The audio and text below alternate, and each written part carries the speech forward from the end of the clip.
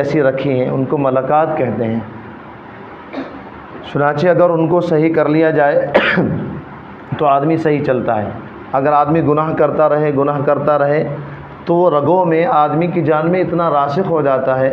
کہ اگر نہ چاہے مثلا قصداً بھی گناہ کی طرف قدم نہ اٹھانا چاہے تو اس کا گناہ ہی کی طرف قدم اٹھتا ہے۔ ایک آدمی سود میں مبتلا ہے، مسلسل سود لیتا ہے، اب وہ چاہتا ہے کہ میں سود نہ لوں، لیکن جب بھی اس پر کوئی پریشانی آتی ہے تو ایک دم سود ہی کی طرف لپکتا ہے۔ چنانچہ بعض مرتبہ ایسا ہوتا ہے کہ آدمی نیکی کرتا رہتا ہے تو وہ نیکی اس کے قلب میں، رگ میں، خون میں اتنی راسخ ہوتی ہے، نہ چاہتے ہوئے بھی اس کا رجحان نیکی کی طرف بڑھتا ہے،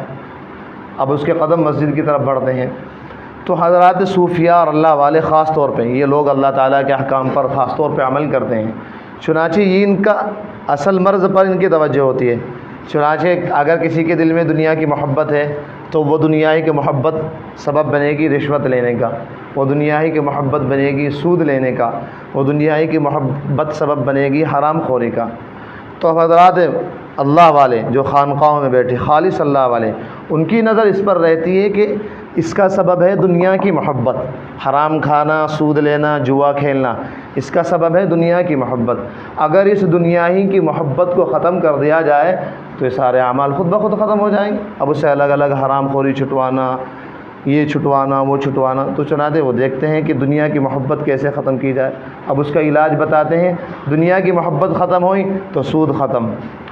لالچ ختم، حرام خوری ختم،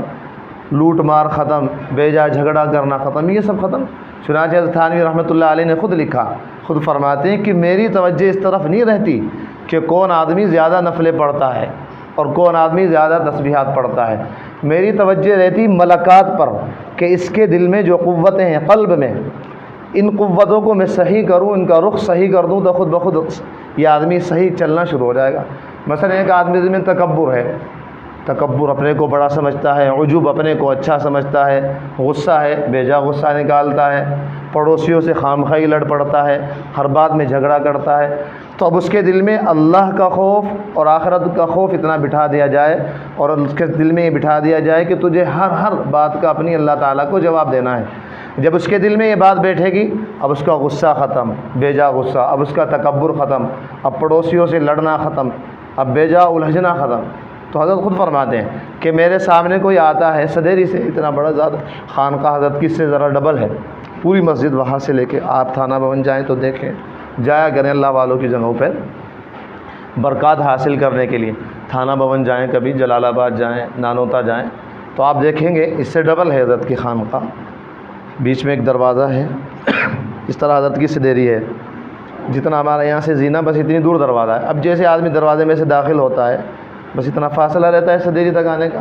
تو حضرت اکثر وہاں تشریف فرما ہوتے تھے، تو فرمایا کرتے تھے جو لوگ میرے سامنے آتے ہیں دروازے میں سے داخل ہو کے صدیری تک میرے پاس آتے ہیں، میں صرف ان کی چال سے اندازہ لگا لیتا ہوں اس میں کیا کیا بیماری ہیں، اس میں تکبر ہے، اس میں حسد ہے، اس میں غصہ ہے، اس میں کینہ ہے، اس میں مال کی محبت ہے، تو فرمایا میں سب اندازہ لگا لیتا ہوں۔ تو ان چیزوں کو اگر آدمی درست کر لے اس کا صحیح رخ ہوتا ہے۔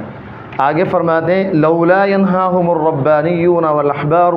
عن قولهم الاسم واكلهم السحت، اصل آیت یہی تھی، اس پر توجہ رکھیے، بس آخری آیت ہے، اسی کے متعلق بات ہوگی۔ فرماتے ہیں لولا ينهاهم الربانيون والاحبار عن قولهم الاسم واكلهم السحت، ان کے مشائخ یہودیوں کے اور عیسائیوں کے، ان کے مشائخ اور علماء ان کو گناہ کی باتیں کہنے اور حرام کھانے سے آخر کیوں منع نہیں کرتے؟ لولا ينهاهم الربانيون، ربانی کہتے ہیں اللہ والوں کو، مشائخ کو، احبار کہتے ہیں علماء کو۔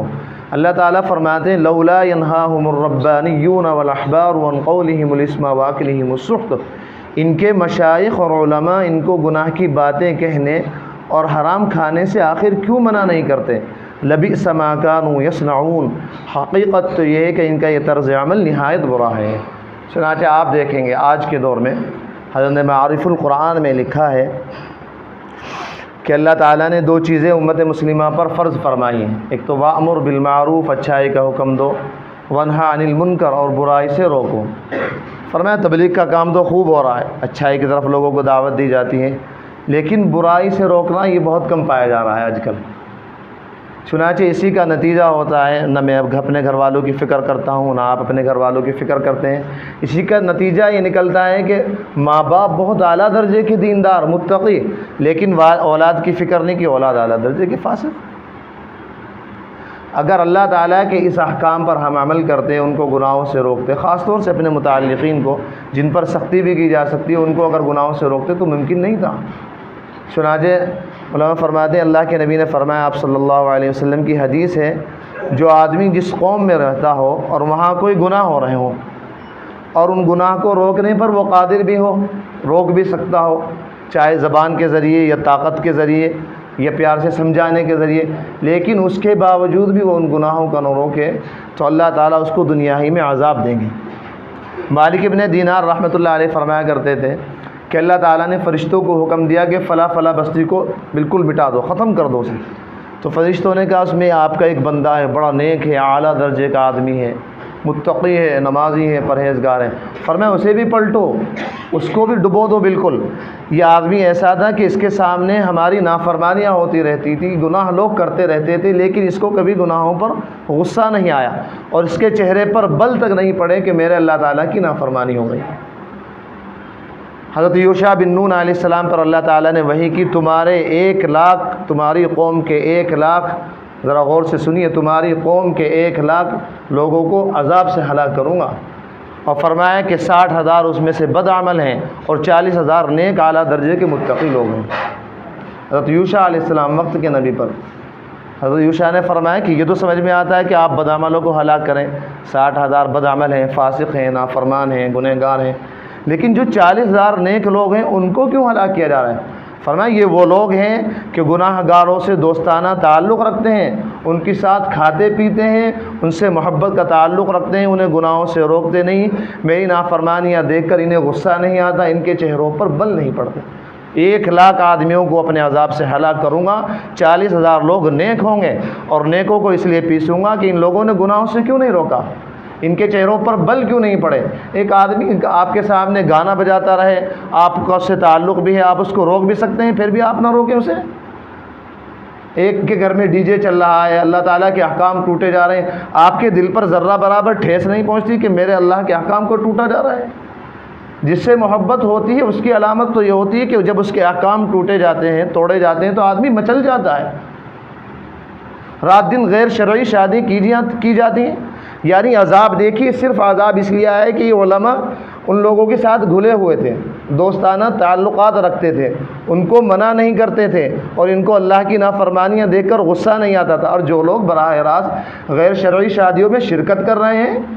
جہاں ڈی جے اور بارات گھر اور مووی اور فلم، وہاں ان کا کیا حال ہوگا؟ یہ لوگ کیسے بچ جائیں گے اللہ تعالیٰ کے عذاب سے، جب اللہ تعالیٰ نے ان لوگوں کو نہیں چھوڑا کہ ان لوگوں کے چہرے پر غصہ کیوں نہیں آیا؟ یہ مجرم ہیں، میرے نافرمان ہیں، ان 40,000 لوگوں کو پیسوں گا۔ اور جو لوگ بارات گھروں میں جا کے ڈی جے کی شادیوں میں، حرام خوریوں کی شادیوں میں، منڈھار، یہ چھوتی اور یہ فلاں، وہاں جا کے براہ راست شرکت کرتے ہیں نبی اکرم صلی اللہ علیہ وسلم جیسی صورت بنا کر، وہ لوگ خاص طور سے کس طرح اللہ کے عذاب سے بچ سکتے ہیں؟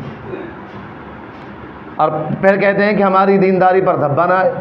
ہمیں لوگ مشائخ کہتے رہے